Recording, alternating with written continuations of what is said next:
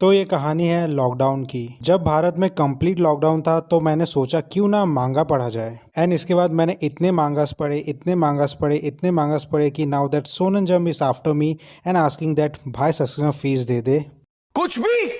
और भाई क्या हालचाल। तो आज हम इस वीडियो में बात करने वाले हैं what happens when Saitama meet Black Clover in Harry Potter universe.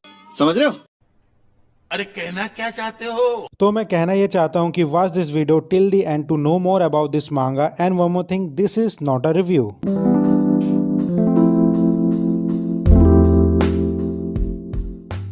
So Mashle magic and muscles is an ongoing manga जिसके अब तक मैंने 69 चैप्टर्स पढ़े हैं एंड ये मांगा पढ़ के मुझे मजा आया और मैं ये जो मजा है हिंदुस्तान के हर व्यक्ति को देना चाहता हूँ। एनीवेज, अगर मैं इस सोनन एक्शन कॉमेडी जॉनर मांगा की बात करूं तो इस मांगा की स्टोरी बेस्ड है in a world where everyone can use magic, but हमारे मेन कैरेक्टर के पास कोई भी मैजिक पावर नहीं है। Wait a minute.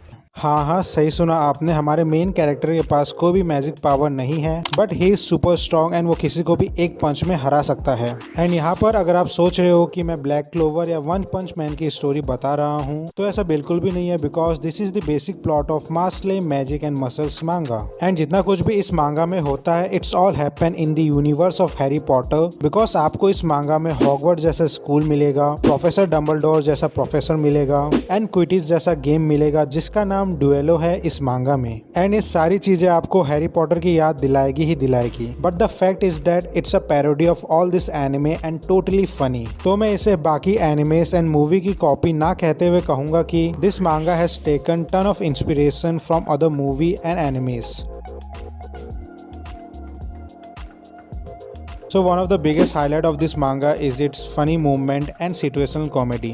Generally कहीं सारे funny mangas मुझे funny नहीं लगते हैं, but this manga made me laugh. मैं नहीं मानता।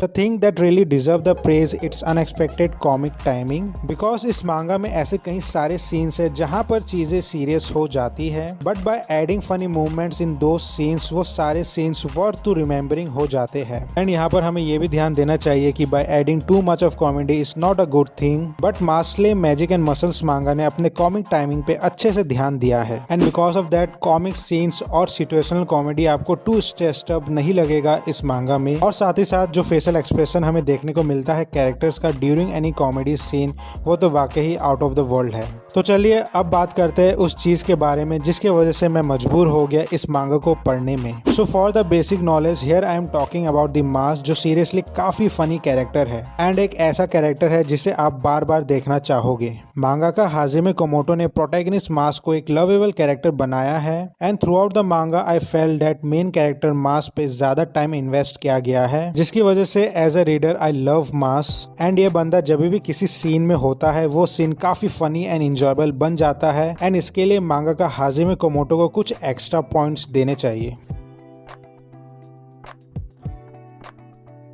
सो ऐसा भी नहीं है कि इस मांगा को पढ़ के मुझे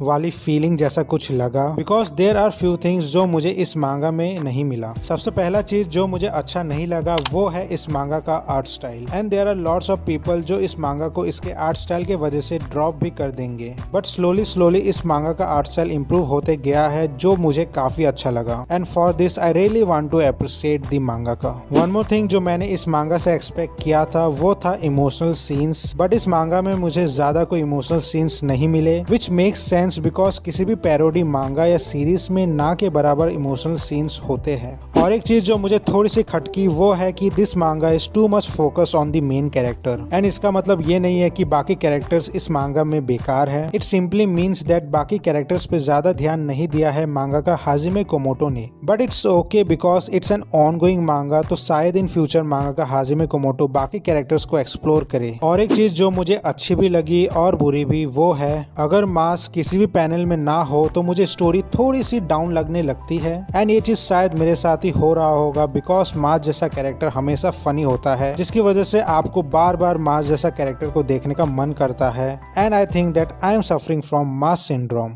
What?